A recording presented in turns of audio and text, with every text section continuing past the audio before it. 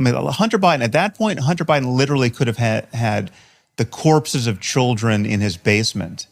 I would not have cared, right? It's like, there's nothing. First of all, it's Hunter Biden, right? It's not Joe Biden. But even if whatever scope of Joe Biden's corruption is, like if we could just go down that rabbit hole endlessly and understand that he's getting kickbacks from Hunter Biden's deals in Ukraine or wherever else, right? Or China. It is infinitesimal compared to the corruption we know Trump is involved in. It's like a firefly to the sun, right?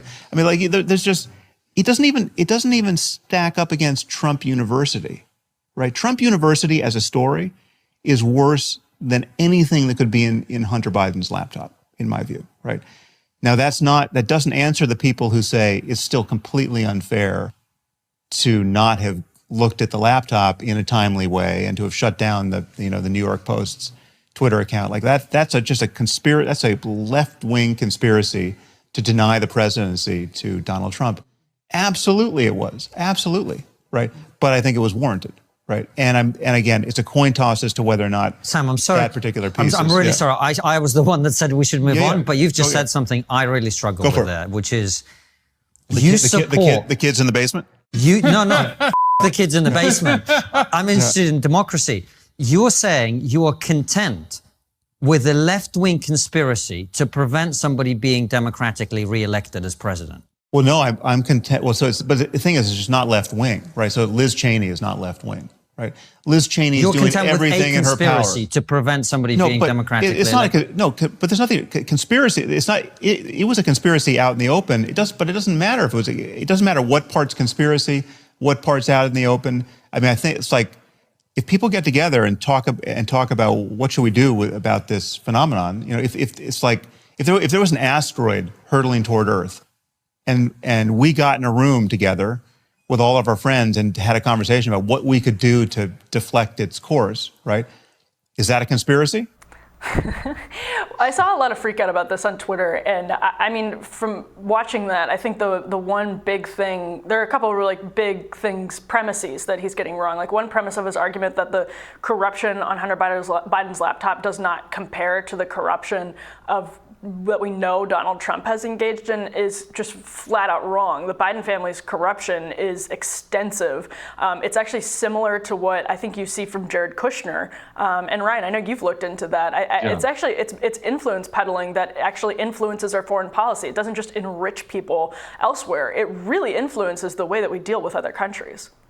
Well, it's certainly bigger than Trump University, because Trump University is it's just a classic scam where he's ripping off working and middle class people who are trying to claw their way into a better life. I think it's deplorable, to borrow Hillary Clinton's phrase. It speaks to his grifter character, awful in so many different ways. But it's a discrete crime that is kind of cordoned off to the particular victims, whereas.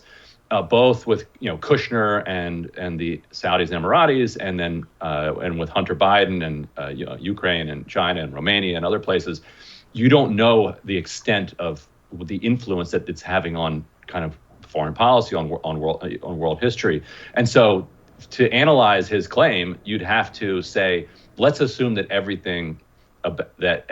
allegation against Hunter Biden and Joe Biden is true, because that's what you have to assume if you're going to then gauge what the potential severity of the scandal is, and that's if that's all true, that's wildly more important than Trump University, which with all sympathy toward the people who were ripped off by Trump, that's a much narrower scandal. I think what he's saying out loud, I think what so many people on the right believe, that there was a concerted effort to take this story and bury it, and that was a good thing, because the upshot is that Biden is then more likely to beat Trump, and Biden is better than Trump, even if he has the corpses of children in his basement. Which once you've gotten to that place in your analysis, you should really question your life choices and how you got there. Right, exactly. And the sort of trading on influence, it's not just trading, like it's happening in secret, first of all. It's happening outside the sort of public domain in ways that the public doesn't then have the ability to vote on or weigh in on. And a lot of it involves foreign aid. A lot of it involves their money. It's not Hunter Biden's money. It's not Joe Biden's money. It's taxpayer money. It's money that people worked really hard for and had to send to the government to have a safe and healthy country. But that is then being used to bribe and enrich foreign leaders. So it seems just like another day in Washington, D.C.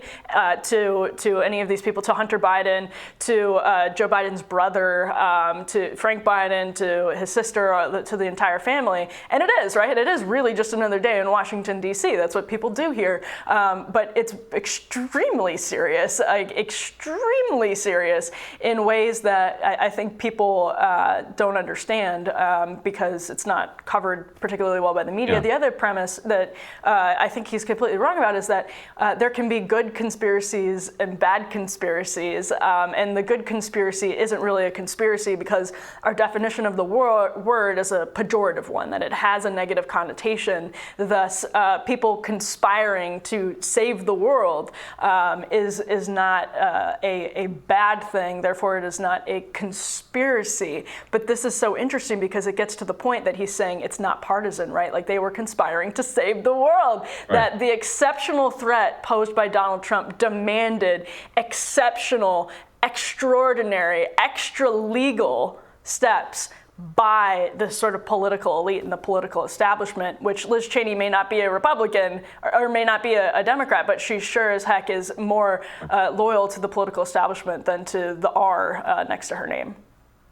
Right, and so this goes to the question of what the role of the media really is. And The Intercept was accused by Glenn Greenwald in 2020 of suppressing some of his Hunter Biden coverage. He's also been very clear that I was not remotely involved with that. This was between him and the editors in New York, and I actually have covered Hunter Biden's corruption a ton then and before that. And I do think this is a real story, and the fact that it's the media that is doing this, and Sam Harris saying the media and whatever kind of ecosystem that he works in that is the one doing this, makes it a little bit different from some of the other conspiracies that we've had to basically not allow for democratic elections, whether it would be, say, Kissinger going behind the scenes to tell North Vietnam not to cut a peace deal in 1968 with Democrats because they'd get a better deal under Nixon, which then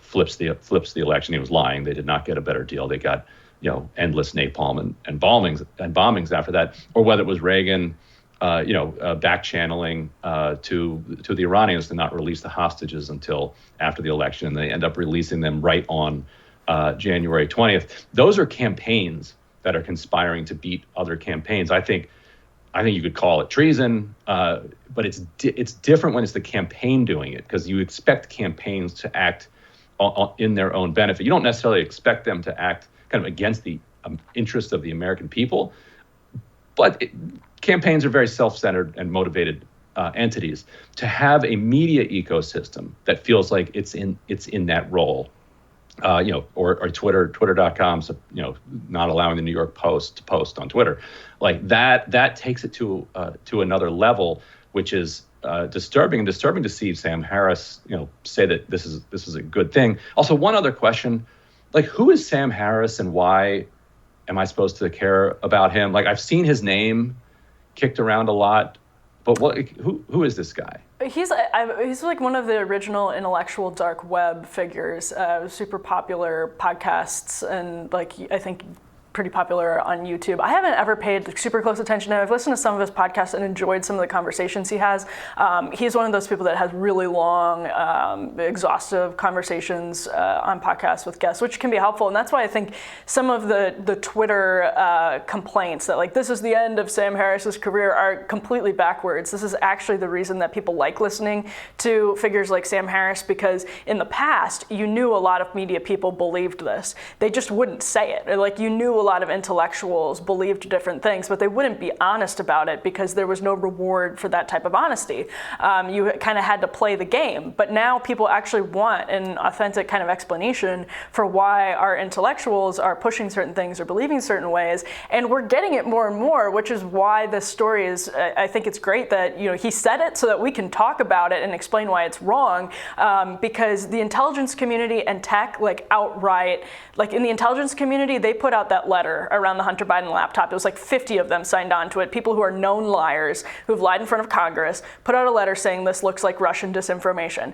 Big tech then takes it and uses it to censor stories. The media then plays along with it, and it's all based on a lie. They knew that that was not true. So it's not as though like they were just doing something noble. They were outright lying, and that gets us to everything, like in a sense, we've talked about this in almost every block today. When you have the raid on Mar-a-Lago, for instance, what this looks like is, again, the intelligence community seeing what a lot of people would agree is an extraordinary threat. Donald Trump. A lot of people would say, yes, it is true. Like Donald Trump is completely different than any other politician that's ever run before him and presents, you know, an extraordinary threat to the public. But they have then said, this justifies us, the unelected elite of the country, to take extrajudicial steps, raiding a former president's home over espionage, Presidential Records Act concerns, but Espionage Act violations. This is justified. The dossier is justified. Lying on a FISA warrant to surveil an American citizen like Carter Page, justified, because Trump is an extraordinary threat that must be countered with extraordinary and extrajudicial steps. To go back to Vietnam, it would be we had to burn the village in order to save it. So here we are. Well, stick around, though. We'll have more Rising right after this.